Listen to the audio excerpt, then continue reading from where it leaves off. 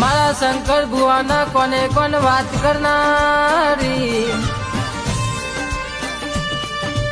મારા શંકર ભુવાની જીભે કોમ કરનારી.